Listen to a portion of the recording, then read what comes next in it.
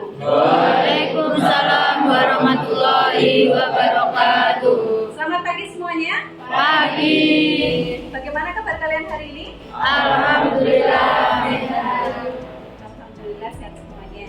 Sebelum kita memulai perkuliahan, marilah kita berdoa terlebih dahulu agar diberikan kemudahan dan keberkahan. Berdoa dengan baca surat Al-Fatihah di dalam hati masing-masing dimulai. Berdoa selesai. Selanjutnya Ibu akan bacakan absensi untuk mengetahui kehadiran teman-teman semua. Muhammad Sabilillah.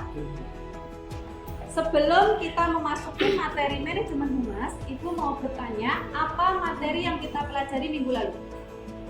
Konsep dasar manajemen humas. Ya, betul sekali, konsep dasar manajemen humas. Sekarang apa itu manajemen humas? Ada yang tahu? Saya Bu. Ya, silahkan Mbak. Manajemen humas adalah proses mengolah komunikasi dan hubungan antar lembaga dengan masyarakat secara terencana agar terciptanya kerjasama yang baik untuk mendukung tercapainya tujuan lembaga. Betul. Jadi manajemen humas itu konsep atau perencanaan dengan mengelola komunikasi yang baik antara lembaga dengan masyarakat. Oke, sekarang kalau di suatu sekolah ada kegiatan, lalu ada prestasi-prestasi, siapa yang bertugas untuk mempublikasikannya? Humas. Ya, bagian humas sekolah. Lalu siapa yang bertugas menjalin kerjasama? Bagian humas. Betul, bagian humas sekolah. Selanjutnya kita akan membahas materi tentang manajemen humas di lembaga pendidikan dengan sub CPMK 2, yaitu mahasiswa mampu menganalisis manajemen humas di lembaga pendidikan. Materi yang pertama, pengertian manajemen humas pendidikan.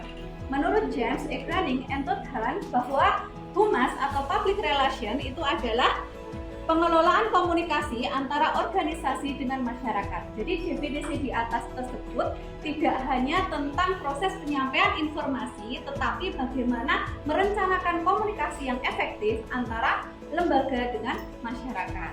Jadi pengertian dari manajemen humas pendidikan yaitu suatu proses perencanaan, pengorganisasian, pelaksanaan, dan evaluasi antara lembaga sekolah terkait komunikasi dengan masyarakat agar terjalin hubungan yang harmonis.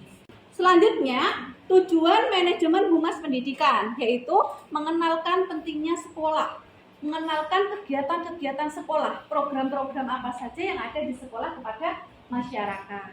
Selain itu, membangun kerjasama antara sekolah dengan masyarakat, menciptakan citra positif terhadap masyarakat terkait lembaga kita. Lalu fungsi manajemen humas pendidikan, fungsinya ada 3. Yang pertama adalah komunikasi. Komunikasi di sini adalah menyampaikan informasi terkait lembaga pendidikan kepada masyarakat. Yang kedua adalah publikasi, yaitu membangun citra yang positif terkait kegiatan yang ada di sekolah terhadap masyarakat. Dan yang ketiga adalah kemitraan, yaitu menjalin kerjasama antara sekolah dengan masyarakat, alumni ataupun orang tua murid. Lalu 4 model komunikasi humas, itu ada 4. Yang pertama itu apa? Press agency. Press agency or publicity model. Model di sini yaitu bertujuan untuk menarik perhatian publik dan ini hanya satu arah saja. Model yang kedua yaitu apa? Public information model. Lembaga pendidikan memberikan informasi kepada masyarakat. Ini juga satu arah saja. Model yang ketiga yaitu adalah two-way asymmetric model. Ya, ini adalah model 2 arah, tetapi lembaga pendidikan lebih dominan. Dia tidak menerima kritik ataupun saran dari masyarakat. Dan model yang keempat adalah two-way symmetric model. Di sini adalah polanya 2 arah, tetapi lembaga pendidikan menerima apa yang menjadi kritik dan masukan dari masyarakat. Selanjutnya dari materi yang saya sampaikan hari ini mungkin ada yang ditanyakan? Saya Bu, izin bertanya. Silakan Mas. Bagaimana jika lembaga pendidikan itu tidak mempunyai bagian humas khusus? Betul sekali, pertanyaan yang bagus. bagaimana jika suatu sekolah atau lembaga pendidikan tidak mempunyai bagian humas khusus. Mungkin kita jumpai di sekolah-sekolah terpencil yang jumlah gurunya itu sedikit, gitu ya. Jadi alternatif atau solusinya bisa menunjuk salah satu seseorang yang kompeten atau ahli dalam hal publikasi agar tetap terlaksananya fungsi humas, gitu ya. Ada yang ditanyakan lagi? Oke, cukup ya? Cukup. Selanjutnya Ibu mempunyai tugas ya. Silahkan nanti dibagi menjadi 4 kelompok. Masing-masing kelompok nanti Ibu kasih pertanyaan dan silahkan dianalisis dan didiskusikan dengan teman kelompoknya, dan nanti di akhir silahkan perwakilan untuk mempresentasikannya. Bisa dipahami? Bisa. Selanjutnya Ibu akan memberikan tugas kepada kalian. Silahkan nanti dibagi menjadi 4 kelompok. Masing-masing kelompok Ibu berikan soal untuk menganalisis tentang model manajemen humas. Silahkan didiskusikan. Nanti setelah diskusi dipresentasikan dari perwakilan masing-masing kelompok. Silahkan bisa dibagi.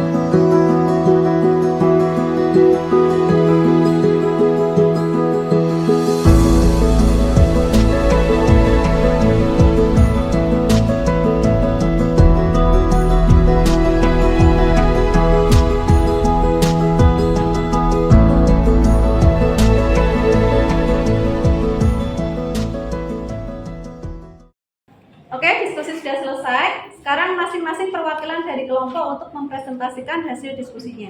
Dimulai dari kelompok 1. Silakan berdiri Mas,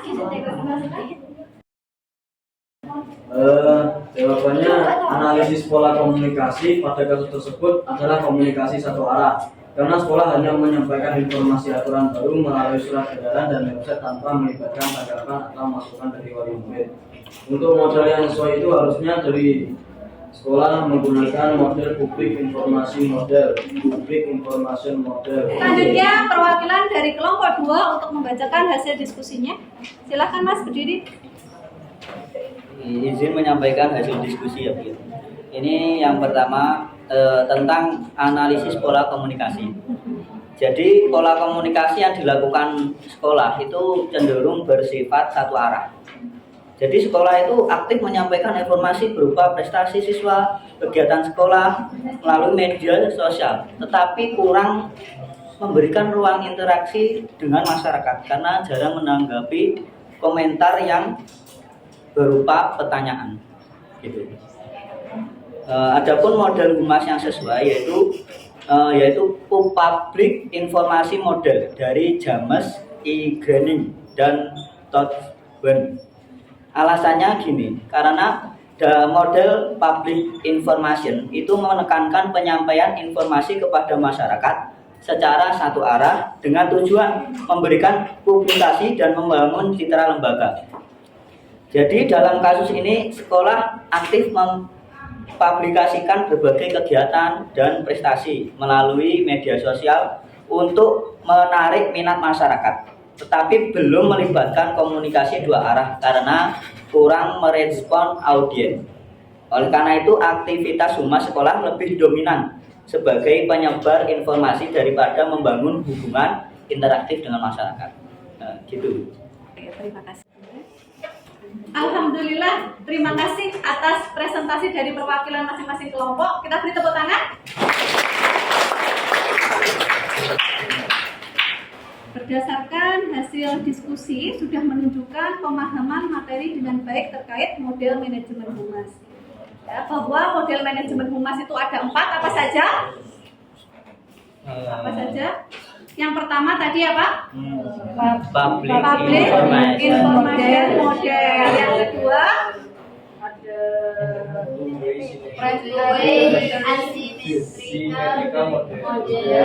ya, ada two-way symmetric model, two-way asymmetric model, dan yang keempat ada press agency model. Dari materi yang kita diskusikan hari ini, mungkin ada yang ditanyakan? Izin bertanya, Bu. Iya, silakan Mas.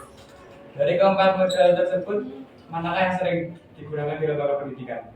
Pertanyaan yang bagus sekali. Dari keempat model manajemen humas ini, mana yang sering digunakan di lembaga pendidikan? Yaitu model yang keempat, yaitu two-way symmetric model. Karena ada hubungan timbal balik, ya, lembaga pendidikan menerima saran masukan dari masyarakat sehingga bisa menjadi perbaikan dan dapat terjalinnya kerja sama. Ya, ada yang ditanyakan lagi?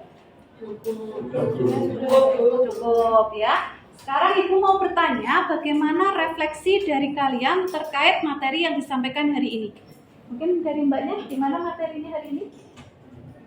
Baik, Bu, mudah dipahami, jelas. Dipahami. Ya, bagaimana jawabannya Mas terkait materi hari ini? Menurut saya, materi hari ini lebih mudah dipahami, apalagi saya lebih paham tentang manajemen humas.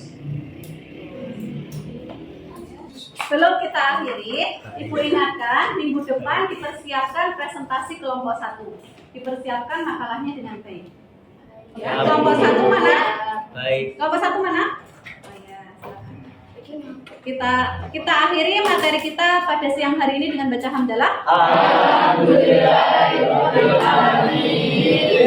Semoga bermanfaat. Wassalamualaikum warahmatullahi wabarakatuh. Waalaikumsalam warahmatullahi wabarakatuh.